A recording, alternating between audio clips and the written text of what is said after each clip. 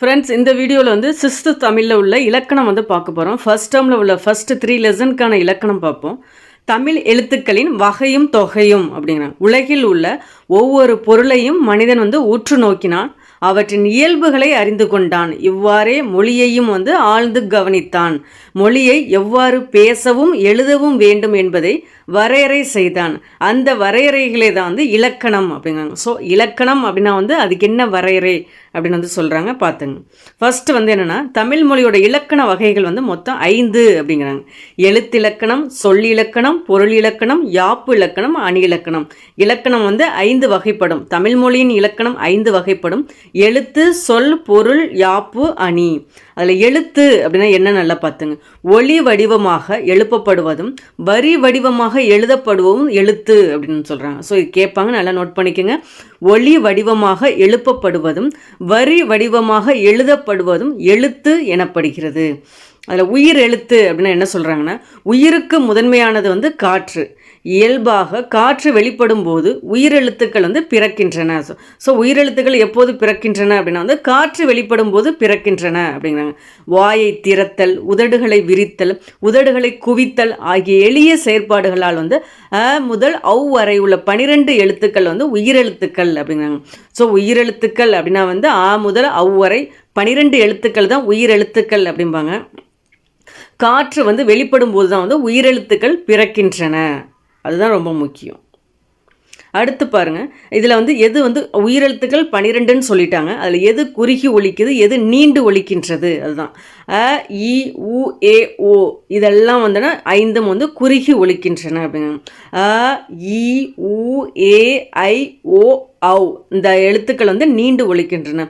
So குறுகி ஒலிக்கிற எழுத்துக்கள் வந்து 5 எழுத்துக்கள் குறில் எழுத்துக்கள் உயிரெழுத்துக்களில். இதே நெடில் எழுத்துக்கள் வந்து என்ன, எத்தனை எழுத்துக்கள் இருக்குது உயிரெழுத்துக்கள் வந்து 7 எழுத்துக்கள் வந்து இருக்குது. ஸோ 7 5 தான் 12. ஸோ 7 எழுத்துக்கள் நெட்டெழுத்துக்கள், 5 எழுத்துக்கள் வந்து குறில் எழுத்துக்கள் உயிரெழுத்துக்களில். அந்த குறுகி ஒலிக்கும் எழுத்துக்கள் தான் வந்து குறில் எழுத்துக்கள், அது 5. அதே தான் ரிப்பீட்டடாக சொல்லியிருக்காங்க. நெடில் எழுத்துக்கள் அப்படின்னா வந்து 7. ஒவ்வொரு எழுத்தையும் உச்சரிப்பதற்கு கால அளவு வந்து உண்டு அப்படிங்கிறாங்க. எழுத்தை உச்சரிக்க எடுத்துக்கொள்ளும் கால அளவை கொண்டே அதை குறிலா நெடிலா அப்படின்னு வந்து வகைப்படுத்துகிறாங்க அப்படின்னுங்கிறாங்க. நம்ம என்ன சொன்னோம், எழுத்து அப்படின்னா வந்து ஒளி வடிவமாக எழுப்பப்படுவதும் வரி வடிவமாக எழுதப்படுவதும் தான் வந்து எழுத்து அப்படின்னு கொடுப்பிருந்தோம். அதே மாதிரி மாத்திரை அப்படின்னா என்ன சொல்கிறாங்கன்னா, அது கால அளவை அதை குறிக்கிறதா வந்து மாத்திரை அப்படிங்கிறாங்க. ஒரு மாத்திரை அப்படின்னா வந்து ஒரு முறை கண் இமைக்கவோ ஒரு முறை கை நொடிக்கவோ ஆகும் கால அளவு தான் வந்து மாத்திரை அப்படின்னு. குறில் எழுத்தை வந்து ஒழிக்கும் கால அளவு எத்தனைனா ஒரு மாத்திரை. இதை நெடில் எழுத்தை ஒழிக்கும் கால அளவு வந்து 2 மாத்திரை அப்படின்னு. குறில் எழுத்துனா ஒரு மாத்திரை, நெடில் எழுத்துனா 2 மாத்திரை. அதான் இதில் உள்ளது. ஸோ நம்ம என்ன பார்த்தோம், உயிரெழுத்துக்கள் 12, அதில் 5 எழுத்துக்கள் வந்து குறில் எழுத்துக்கள், 7 எழுத்துக்கள் வந்து நெடில் எழுத்துக்கள் உயிரெழுத்துக்களில் வந்து பார்த்தோம். அடுத்து நம்ம பார்க்க போகிறது வந்து மெய் எழுத்து. மெய் அப்படின்னா வந்து என்ன சொல்கிறாங்க, அதன் பொருள் வந்து உடம்பு அப்படிங்கிறாங்க. மெய் எழுத்துக்களை ஒழிக்க உடல் இயக்கத்தின் பங்கு வந்து இன்றியமையாதது. இக்கு இங்கு இச்சி இஞ்சி இட்டு இன்னு இத்து இந்து இப்பு இம்மு இய்யு இரு இள்ளு இவ்வு இள்ளு இள்ளு இர் இன் ஆகிய 18 வந்து மெய் எழுத்துக்கள் ஆகும் அப்படிங்க. ஸோ உயிரெழுத்துக்கள் 12, மெய் எழுத்துக்கள் 18 தான் வந்து அதோட எண்கள். அதனால் பார்த்துங்க. மெய் அப்படின்னா உடம்பு அப்படிங்க. ஸோ மெய் எழுத்துக்கள் எப்படி பிரிக்கிறாங்கன்னா 3 விதமாக பிரிக்கிறாங்க. வல்லினம், மெல்லினம், இடையினம் அப்படின்னு. வல்லினம் அப்படின்னா வந்து கசடத்தை பெற வரும்ல, அதில் வந்து இக்கு இச்சு இட்டு இத்து இப்பு அப்படின்னு. மெல்லினம் அப்படின்னா எங்கென நம்மன அப்படின்னு வரும். இடையினம் அப்படின்னா எரள வள்ள அப்படின்னு வரும். ஸோ மெய் எழுத்துக்கள் ஒழிக்கும் கால அளவு எத்தனை மாத்திரைனா அரை மாத்திரை. நம்ம என்ன பார்த்தோம், உயிரெழுத்துக்கள் வந்து 2 பிரிக்கிறாங்க, குறில் எழுத்து நெடில் எழுத்து அப்படின்னா. அதில் குறில் எழுத்துக்கு ஒழிக்கும் கால அளவு 1 மாத்திரை, நெடில் எழுத்து ஒழிக்கும் கால அளவு வந்துன்னா 2 மாத்திரை அப்படின்னு பார்த்தோம். அதில் மெய்யெழுத்து ஒழிக்கும் கால அளவு அப்படின்னா அரை மாத்திரை. அடுத்து பாருங்க, ஒழித்துப்பார் அப்படின்னா இக்கு இச்சு இட்டு இத்து இப்பு இர் ஆகிய 6ம் வன்மையாக ஒழிக்கின்றன. அதான் வல்லின எழுத்துக்கள் அப்படிங்கிறாங்க. எங்கன் நம்மன அப்படின்னு வர்றது மெல்லினமாக ஒழிக்கின்றன. எரள வளழ அப்படின்னா ஆகிய 6ம் வன்மையாகவும் இல்லாமல் மென்மையாகவும் இல்லாமல் 2க்கும் இடைப்பட்டு ஒழிக்கின்றன. அதனால தான் இது வந்து ஒரு இடையினை எழுத்து அப்படின்னு வந்து சொல்கிறாங்க. அடுத்து உயிர்மெய், மெய்யெழுத்துக்கள் 18 உயிரெழுத்துக்கள் 12 சேர்வதால் வந்து தோன்றும் எழுத்துக்கள் தான் உயிர்மெய் எழுத்துக்கள். அது மொத்தம் எத்தனை இருக்குது அப்படின்னா 216 இருக்குது அப்படிங்கிறாங்க. மெய்யுடன் உயிர்க்குறில் சேர்ந்தால் உயிர்மெய் குறில் என தோன்றுகிறது.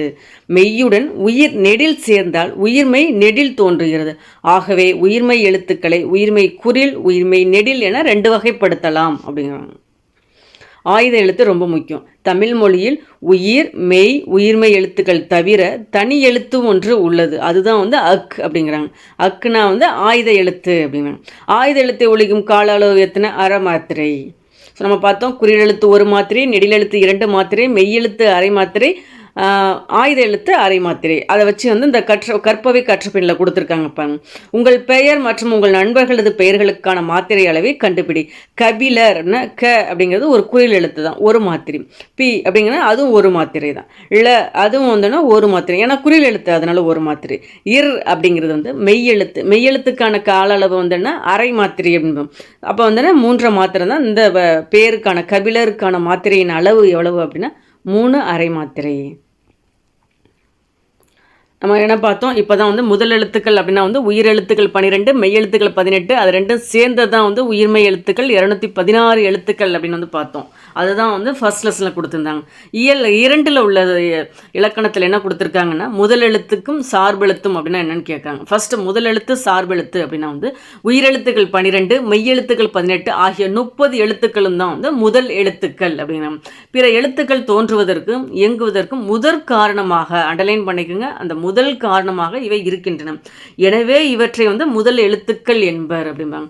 ஸோ முதல் எழுத்துக்கள் அப்படின்னா வேற ஒன்றும் இல்லை, உயிரெழுத்துக்களையும் மெய்யெழுத்துக்களையும் தான் முதல் எழுத்துக்கள் அப்படிங்கிறாங்க. இது வந்து என்ன சொல்றாங்கன்னா பிற எழுத்துக்கள் தோன்றுவதற்கு முதன்மை காரணமாக இருக்கிறதுனால தான் இதை முதல் எழுத்துக்கள் அப்படிங்கிறாங்க. முதல் எழுத்துக்களை சார்ந்து வரும் எழுத்துக்கள் தான் வந்து சார்பெழுத்துக்கள் அப்படிங்கிறாங்க. சார்பெழுத்துக்கள் மொத்தம் எத்தனை வகைப்படும் அப்படின்னா வந்து 10 வகைப்படும். உயிர்மை, ஆயுதம், உயிரிழபடை, ஒற்றளபடை, குற்றிய லிகரம், குற்றிய லுகரம், ஐகார குறுக்கம், ஔகார குறுக்கம், மகர குறுக்கம், ஆயுத குறுக்கம் அப்படின்னு வந்து சார்பெழுத்துக்கள் வந்து மொத்தம் 10 வகைப்படும் அப்படிங்கிறாங்க. இந்த வகுப்பில் என்ன பார்க்க போகிறோம் அப்படின்னா உயிர்மை, ஆயுதம் ஆகிய 2 சார்பெழுத்துக்கள் மட்டும் பார்க்க போகிறோம் அப்படிங்கிறாங்க. சார்பெழுத்துக்கள் மொத்தம் 10 வகை இருக்குது. இந்த லெசனில் நம்ம பார்க்க போகிறது 2 தான் பார்க்க போகிறோம். உயிர்மையும் ஆயுதம் ஃபர்ஸ்ட் 2 மட்டும் தான் பார்க்க போகிறோம் அப்படிங்கிறாங்க. உயிர்மை அப்படின்னா என்ன சொல்கிறாங்கன்னா நம்ம பார்த்துட்டோம், உயிரெழுத்துக்களும் மெய்யெழுத்துக்களும் சேர்ந்து வர்றதான் உயிர்மை எழுத்துக்கள் அப்படின்னு வந்து பார்த்துருப்போம். உயிர்மை எழுத்தின் ஒளி வடிவம் வந்து மெய்யும் உயிரும் சேர்ந்ததாக இருக்கும் அப்படின்னாங்க. ஸோ உயிர்மை எழுத்து அப்படின்னு வச்சோம்னா அதோட ஒளி வடிவம் வந்து மெய்யும் உயிரும் சேர்ந்ததாக இருக்கும்.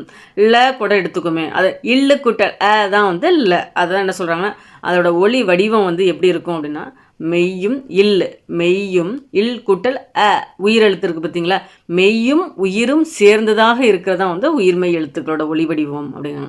நீங்கள் உங்களுக்கு ஒன்று கொஞ்சம் புரியலை, இலக்கணம் புரியலை அப்படிங்களா ஒரு எடுத்துக்காடு போட்டு பார்த்து நீங்கள் சொல்லி பார்த்தீங்க அப்படின்னாவே ஈஸியாக வந்து புரிஞ்சுக்கலாம்.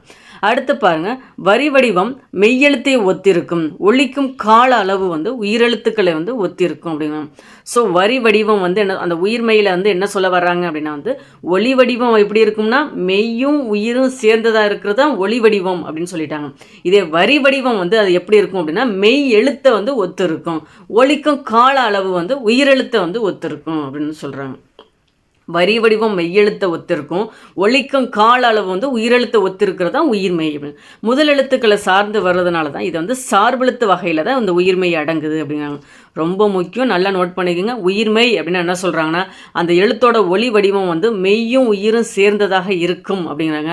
அதோட வரி வடிவம் வந்து மெய்யெழுத்தை ஒத்திருக்கும், அதோட ஒலிக்கும் கால அளவு வந்து உயிரெழுத்தை ஒத்திருக்கும். முதல் எழுத்துக்கள் இது சார்ந்து இருக்கிறதுனால தான் அந்த உயிர்மெய்யை வந்து சார்பெழுத்து வகையில் இருக்குது அப்படிங்கிறாங்க. அடுத்த ஆயுதம் அப்படின்னா என்னன்னு பாருங்க. 3 புள்ளிகளை உடைய தனித்த வடிவம் பெற்றதான் வந்து ஆயுதம் அப்படிங்கிறாங்க. முப்புள்ளி, முப்பாற்புள்ளி, தனிநிலை, அக்கையனம் என வேறு பெயர்களும் வந்து உண்டு. இது பொருந்தாததில் கேட்கலாம், இல்லை அனைத்தும் சரி அப்படிங்கிற மாதிரியான ஆப்ஷன்ஸ்ல வந்து இந்த மாதிரியான இது வைக்கலாம். ஆயுதத்துக்கு என்னென்ன பேர் இருக்கு பாருங்க, முப்புள்ளி, முப்பாற்புள்ளி, தனிநிலை, அக்கையனம் என வேறு பெயர்களும் வந்து இதற்கு உண்டு அப்படிங்கிறாங்க. ஆயுதத்துக்கு வந்து என்ன சொல்கிறாங்கன்னா நுட்பமான ஒழிப்பு முறை வந்து உடையது. தனக்கு முன் ஒரு குறில் எழுத்தையும் தனக்கு பின் வல்லின உயிர்மை எழுத்தையும் பெற்று சொல்லின் இடையில் மட்டுமே வரும் தான் வந்து ஆயுதம். எடுத்துக்காட்டு போட்டு பாருங்கள், எக்கு அப்படின்னு போட்டு பாருங்கள். எக்குல வந்து அக்குங்கிறது வந்து நடுவில் இருக்குது. அதுக்கு அக்குக்கு முன்னாடி வந்து என்ன இருக்குது, ஒரு குறில் எழுத்தை வந்து போட்டிருக்கு. தனக்கு முன் ஒரு குறில் எழுத்தையும் தனக்கு பின் நான் சொன்ன எக்கு அப்படில வந்து அது முன்னாடி வந்து ஏ அப்படிங்கிறது ஒரு குறில் எழுத்து தான். அதுக்கு அக்குக்கு வந்து பின்னாடி என்ன வரும், வரும்னு சொன்னோம். அது வந்து என்ன, வல்லின உயிர்மை எழுத்தையும் பெற்று இடையில் வர்றதான் வந்து ஆயுதம். ஸோ இது வந்து ஒரு நுட்பமான ஒழிப்பு முறை உடையது அப்படிங்கிறாங்க. அது தனித்து இயங்காது. தனக்கு முன் ஒரு குறில் எழுத்தையும் தனக்கு பின் வல்லின உயிர்மை எழுத்தையும் பெற்று வரும் வந்து இடையில் வருவதா ஆயுதம் அப்படிங்கிறாங்க. முதல் எழுத்தாகிய உயிரையும் மெய்யையும் சார்ந்து இயங்குவதால் ஆயுத எழுத்தும் வந்து சார்பெழுத்தில் அடங்குது அப்படின்னா. ஸோ சார்பெழுத்துனா வந்து 10 வகை இருக்குது. அதில் வந்து உயிர்மை ஆயுதம் தான் இதில் பார்க்க போகிறோம்னு பார்த்துருந்தோம். உயிர்மை அப்படின்னா வந்து அது வந்து என்ன, வரி வடிவம் வந்து மெய்யெழுத்தை ஒத்து இருக்கும். ஒழிக்கும் காலாவில் வந்து உயிரெழுத்தை ஒத்து இருக்கும். அது முதல் எழுத்தையும் மெய்யெழுத்தையும் சார்ந்து இருக்கிறதுனால தான் அது சார்பெழுத்து அப்படின்னு கூட உயிர்மையை சொன்னாங்கன்னு பார்த்தோம். அடுத்த ஆயுதம் அப்படின்னா 3 புள்ளிகளை உடைய தனித்த வடிவம் உடையது. முப்புள்ளி, முப்பாற்புள்ளி, தனிநிலை, அக்கேனம் என வேறு பெயர்களும் வந்து இருக்குது அப்படிங்கிறாங்க. நுட்பமான ஒழிப்பு முறை உடையது, தனித்து இயங்காது. முதல்ல தனக்கு முன் ஒரு குறில் எழுத்தையும், ரொம்ப அண்டர்லைன் பண்ணிக்கோங்க, தனக்கு முன் ஒரு குறில் எழுத்தையும் தனக்கு பின் ஒரு வல்லின உயிர்மை எழுத்தையும் பெற்று சொல்லின் இடையில் மட்டுமே வருவதும் வந்து ஆயுத எழுத்து அப்படின்னு வந்து குறிப்பிட்டிருப்பாங்க. இந்த கற்பவை கற்றப்பின் வந்து ரொம்ப முக்கியம். ஏன்னா இந்த மாதிரியான கேள்விகள் வந்து கொஸ்டினில் இடம்பெறும். பார்த்துங்க, முதலெழுத்துக்கள் சார்பெழுத்துக்கள் தொடர்பை பற்றி விவாதிக்க. ஓகே, அது பார்த்துட்டோம். முதலெழுத்துனா உயிரெழுத்து, மெய்யெழுத்து. அந்த மெய்யெழுத்துக்கள் தான் வந்து முதலெழுத்துக்கள் அப்படிம்பாங்க. சார்பெழுத்துக்கள்னால் அதில் 10 வகை இருக்குது. அதில் நம்ம ஃபஸ்ட்டு 2 பார்த்தோம், உயிர்மை, ஆயுதம் அப்படின்னு. அடுத்து பாருங்கள், ரொம்ப முக்கியம், முதலெழுத்துக்கள் மட்டுமே இடம்பெறும் சொற்கள் வந்து எழுதுக அப்படின்னு. இதை வந்து நம்ம கேள்வியாக கூட கேட்கலாம் எக்ஸாமில். ஆம், அதுதான் வந்து இது. ஏன்னா ஆ அப்படிங்கிறது உயிரெழுத்து, இம் அப்படிங்கிறது மெய்யெழுத்து. ஸோ உயிரெழுத்து மெய்யெழுத்து வந்திருக்கனால இது வந்து முதல் எழுத்து அப்படிங்கிறாங்க. அடுத்து தேர்டு பாருங்கள், முதல் எழுத்துக்கள் இடம்பெறாத சொற்களை எழுதுக அப்படிங்கிறாங்க. குருவி, இது 3மே வந்து உயிர்மை எழுத்து. இக்கு குட்டல் ஊ கு, இரு குட்டல் ஊ ரு, இவ்வு குட்டல் இ வி. ஸோ குருவி அப்படின்னு. இதில் வந்து என்னென்னா தனியாக வரல, உயிரெழுத்தும் மெய்யெழுத்தும் தனியாக வரல. ஸோ உயிர்மை எழுத்தாக வந்திருக்கிறது தான் இது குருவி. அவங்க என்ன கேட்டிருக்காங்க, முதல் எழுத்து இடம்பெறாத சொற்களை எழுதுக. நமக்கு இது மாதிரியான கேள்விகள் கட்டாயம் இடம்பெறும், நல்லா நோட் பண்ணிக்கோங்க. ஃபர்ஸ்ட் பாருங்க, ஆம் அப்படிங்கிறது முதலெழுத்துக்கு எடுத்துக்காட்டு. இது முதலெழுத்து இடம்பெறாத சொற்களுக்கு எடுத்துக்காட்டு குருவி. அடுத்து இயல் 3ல் வந்து உள்ள வந்து இது பார்க்க போகிறோம். மொழி மொழி இறுதி எழுத்துக்கள் அப்படின்னா என்னென்னு சொல்கிறாங்க. இது சும்மா ஜஸ்ட் ரீட் பண்ணிங்க. நான் ஃபஸ்ட்டு ஒரு பேராகிராஃப் வந்து ரொம்ப முக்கியம் இல்லை இது, அடுத்து தான் ரொம்ப முக்கியம். நம் தமிழ் மொழியின் சொற்கள் நாம் எளிதாக ஒழிக்கும் வகையில் வந்து உருவானவை அப்படின்னாங்க. வேற்றுமொழி சொற்களை பேசுகையில் நமக்கு வந்து தடுமாற்றம் ஏற்படுகிறது. நம் மொழியின் சொற்களின் இயல்பையும் மரபையும் அறிந்து கொள்வது வந்து தேவையானது அப்படிங்கிறாங்க. சொல்லின் முதலிலும் இடையிலும் இறுதியிலும் எந்தெந்த எழுத்துக்கள் வரும் என்பதை அறிந்து கொள்வதால் மொழியை நன்கு பேச முடியும் அப்படிங்கிறாங்க. கீழே உள்ள சொற்களை கவனியுங்கள். நன்றி, நன்றி, நன்றி. இவற்றுள் நன்றி என்பதே சரியான சொல் அல்லவா அப்படிங்கிறாங்க. பிழையின்றி எழுத எந்தெந்த எழுத்துக்களை எங்கெங்கு பயன்படுத்த வேண்டும் என்று அறிந்து கொள்வதும் மிக இன்றியமையாதது அப்படிங்கிறாங்க. தமிழ் எழுத்துக்களின் வகை தொகை பற்றி அறிந்து கொண்டோம். அவற்றுள் எல்லா எழுத்துக்களும் எல்லா இடங்களிலும் வந்து வருவதில்லை. சொல்லின் முதலிலும் இடையிலும் இறுதியிலும் வரும் எழுத்துக்களை பற்றி இந்த லெசனில் பார்க்கலாம் அப்படிங்கிற மாதிரி சொல்லியிருக்காங்க. மொழி முதல் எழுத்துக்கள் அப்படின்னா என்ன, மொழி இறுதியில் வர எழுத்துக்கள்னா என்ன அப்படிங்கிற மாதிரி பார்க்கலாம் அப்படின்னு சொல்லியிருக்காங்க. மொழி முதல் எழுத்துக்கள் அப்படின்னா வந்து என்ன சொல்கிறாங்கன்னா, மொழி என்பதற்கு வந்து சொல் என்னும் பொருள் வந்து உண்டு. மொழி அப்படின்னா வந்து சொல் அப்படிங்கிற பொருள் வந்து இருக்குது. இதுக்கு முன்னாடி என்ன பார்த்தோம், மெய் அப்படின்னா வந்து அதன் பொருள் வந்து உடம்பு அப்படின்னு பார்த்தோம். மொழி என்பதற்கு வந்து சொல் என்ற பொருளும் வந்து உண்டு அப்படின்னு. சொல்லின் முதலில் வரும் எழுத்துக்களை தான் வந்து மொழி முதல் எழுத்துக்கள் அப்படின்னு வந்து சொல்கிறாங்க. ஸோ நம்ம மொழி அப்படின்னாவே சொல்லுன்னு சொல்லிட்டாங்க. அந்த சொல்ல வந்து முதல்ல வர எழுத்துக்களை தான் மொழி முதல் எழுத்துக்கள் அப்படிங்கிறாங்க. எந்தெந்த எழுத்துக்கள்லாம் முதல்ல வரும் அப்படிங்கிற நல்லா பாருங்கள். உயிரெழுத்துக்கள் 12மே வந்து சொல்லின் முதலில் வரும் அப்படிங்கிறாங்க. க, ச, த, ந, ப, ம ஆகிய வரிசைகளில் உள்ள எல்லா உயிர்மை எழுத்துக்களும் சொல்லின் முதலில் வரும். நல்லா பார்த்துங்க. க, ச, த, ந, ப, ம அந்த வரிசையில் உள்ள எழுத்துக்கள் கூட வந்து எல்லா உயிர்மை எழுத்துக்களுமே சொல்லின் முதலில் வரும் அப்படிம்பாங்க. ஞ, ஜ, ய, வ ஆகிய உயிர்மை எழுத்து வரிசையில் சில எழுத்துக்கள் மட்டுமே சொல்லின் முதலில் வரும் அப்படிங்க. ந வரிசையில் என்னும் ஓர் எழுத்து மட்டுமே சொல்லின் முதலில் வருகிறது. எங்கனம் அப்படிலாம் சொல்கிறோம்ல, அது சொல்கிறாங்க.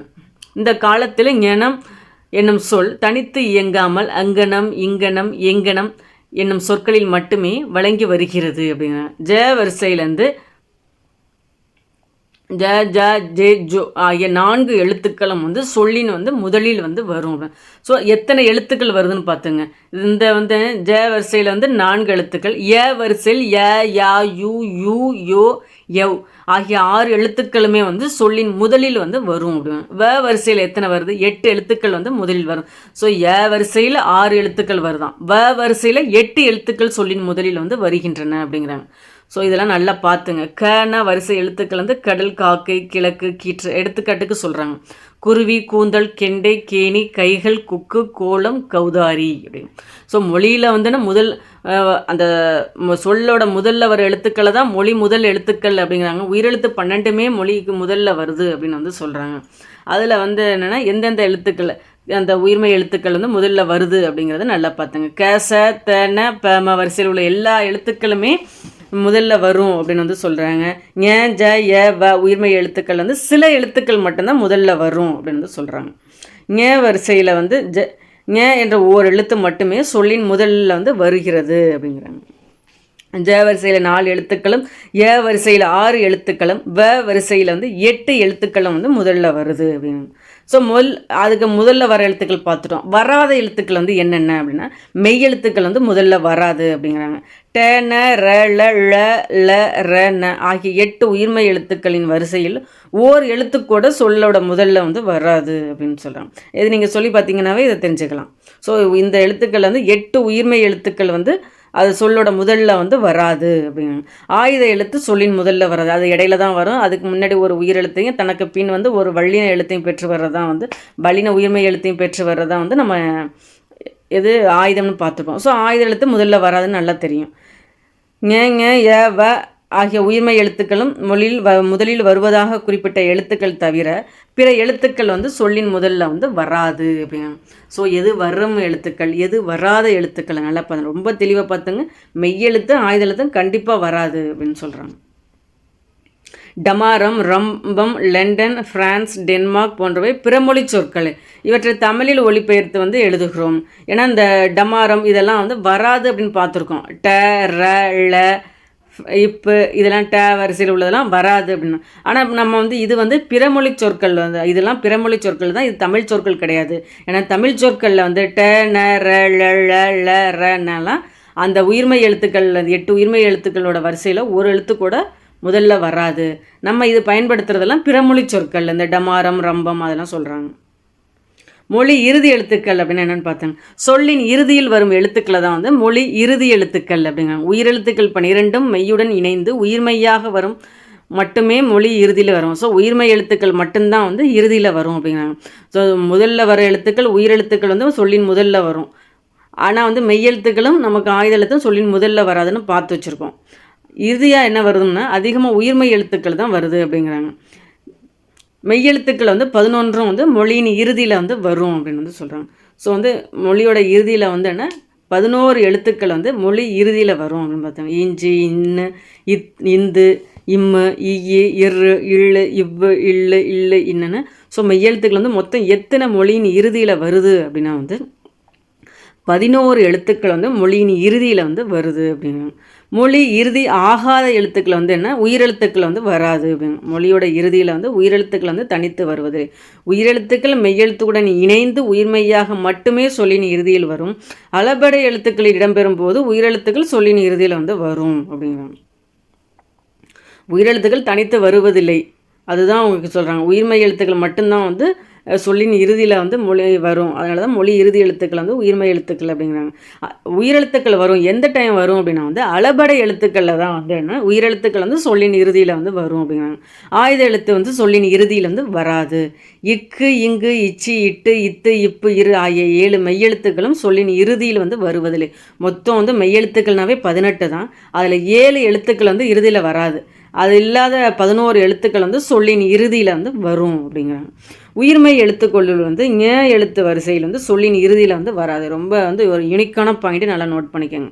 ஏன்னா உயிர்மை எழுத்துக்கள் எல்லாமே வரும்னு நம்ம பார்த்துருக்கோம். அதில் என்ன ஒன்று வராது அப்படின்னா ஞ எழுத்து வந்து சொல்லின் இறுதியில் வந்து வராது அப்படிங்கிறாங்க. Karthik, Hong Kong, Sujith, market, Dilip, March போன்ற பிறமொழி சுய சொற்களில் இந்த எழுத்துக்கள் வந்து இறுதி எழுத்துக்களாக வந்து இடம்பெறுவது உண்டு அப்படிங்க. ஸோ நம்ம வந்து பல எழுத்துக்கள் வந்து பிறமொழி எழுத்துக்கள் பயன்படுத்துகிறோம் அப்படிங்கிற மாதிரி ஒரு எக்ஸாம்பிளுக்கு வந்து சொல்ல வராங்க. மெய்யெழுத்துக்கள் வந்து 7 மெய்யெழுத்துக்கள் வந்து இடம்பெறாது இறுதியாக. அது என்னென்ன அப்படின்னா இக்கு, இங்கு, இச்சு, இட்டு, இத்து, இப்பு, இரு. அப்போ பிற 11 மெய்யெழுத்துக்கள் வந்து மொழியின் இறுதியில் வந்து இடம்பெறும் அப்படிங்கிறாங்க. எகர வரிசையில் கே முதல் நே முதலினுடைய எந்த உயிர்மெய் எழுத்தும் மொழியின் இறுதியில் வந்து வருவதில்லை அப்படிங்க. ஸோ ந வரிசையில் இடம்பெறலைங்கிறாங்க. அதே மாதிரி எகர வரிசையில் உள்ளதும் இடம்பெறலை. ஒகர வரிசையில் உள்ள நோ தவிர பிற உயிர்மெய் எழுத்துக்கள் மொழியின் இறுதியில் வந்து வருவதில்லை அப்படிங்கிறாங்க. நோ என்பது ஓரெழுத்து ஒரு மொழியாக துன்பம் என்ற பொருளில் தான் வந்து வரும். ஆமாம், நம்ம மொத்தம் 42 ஓரெழுத்து ஒரு மொழி இருக்கும். அது 2 தான் குறில் எழுத்து. ஒன்று நோ, இன்னொன்று தூ அப்படின்னு பார்த்துருப்போம். நோனா அதோட பொருள் வந்து துன்பம். அந்த நோவை ஒகர வரிசையில் அந்த நோ தவிர எந்த எழுத்துமே மொழியின் இறுதியில் வந்து வருவதில்லை அப்படிங்கிறாங்க. அடுத்து பாருங்கள், நம்ம மொழி முதல்ல பார்த்துட்டோம், இறுதியில் பார்த்துட்டோம். இப்போ இடைக்கு சொல்கிறாங்க. மெய் எழுத்துக்கள் 18மே சொல்லின் இடையில் வரும். உயிர்மெய் எழுத்துக்கள் வந்து சொல்லின் இடையில் வந்து வரும். ஆயுத எழுத்து சொல்லின் இடையில் வந்து வரும். மெய் எழுத்துக்கள் வரும், உயிர்மெய் எழுத்துக்கள் வரும், ஆயுத எழுத்து எல்லாமே சொல்லின் இடையில் வந்து வரும் அப்படிங்கிறாங்க. அளபடையில் மட்டுமே உயிரெழுத்துக்கள் வந்து சொல்லின் இடையில் வரும். அளபடையில் வந்து சொல்லின் இடையிலும் வரும், இறுதியிலும் உயிரெழுத்துக்கள் வந்து வரும். அது நல்லா நோட் பண்ணிக்கோங்க. அதுதான் சொல்லியிருக்காங்க. அளபடையில் மட்டுமே உயிரெழுத்துக்கள் வந்து சொல்லின் இடையில் வந்து வரும் அப்படின்னு. ஸோ உயிரெழுத்துக்கள், மெய்யெழுத்துக்கள், உயிர்மெய் எழுத்துக்கள் பார்த்துருக்கோம். மொழி முதல்ல வந்து உயிரெழுத்துக்கள் வந்து கண்டிப்பாக வந்து வரும். அதில் மெய்யெழுத்துக்கள் வந்து வராது அப்படின்னு வந்து பார்த்துருப்போம். ஆயுத எழுத்தும் வராது. இதே மொழி இறுதியில் வந்து உயிர்மெய் எழுத்துக்கள் தான் வந்து அதிகமாக வந்து இடம்பெறும். மெய்யெழுத்துக்கள் வந்து 11 எழுத்துக்கள் தான் வந்து இறுதியாக வந்து இடம்பெறும். 7 மெய்யெழுத்துக்கள் வந்து இறுதியாக வந்து மெய்யெழுத்துக்கள் வராது அப்படின்னு வந்து பார்த்துருப்போம். அதே மாதிரி உயிரெழுத்துக்களும் வந்துன்னா மொழியின் இறுதியில் வந்து வராது. அளபடையில் மட்டும்தான் உயிரெழுத்துக்கள் வந்து இறுதியில் வந்து வரும். ஆயுத எழுத்து வந்து இறுதியில் வந்து வராது அப்படின்னு பார்த்துருப்போம். இதே இடையில் வந்துன்னா உயிர்மெய் எழுத்துக்கள் வரும், மெய்யெழுத்துக்கள் வரும், ஆயுத எழுத்துக்கள் வரும், உயிரெழுத்துக்களும் வரும். அது எந்த இடத்துல வரும் அப்படின்னா வந்து அளபடையில் மட்டும்தான் உயிரெழுத்துக்கள் வந்து இடையில் இடம்பெறும். ஓகே ஃப்ரெண்ட்ஸ், இதில் வந்து என்ன 6th வந்து உள்ள ஃபஸ்ட்டு டேர்மில் உள்ள 3 லெசனுக்கான இலக்கணம் வந்து பார்த்துருக்கோம். 6th to 12th இலக்கணங்கள் வந்து பார்ப்போம். பிடிச்சிருந்தா லைக் பண்ணுங்கள், உங்கள் ஃப்ரெண்ட்ஸுங்களுக்கும் ஷேர் பண்ணுங்கள். சேனலை சப்ஸ்கிரைப் பண்ணலாம், சப்ஸ்கிரைப் பண்ணுங்கள். தேங்க்யூ.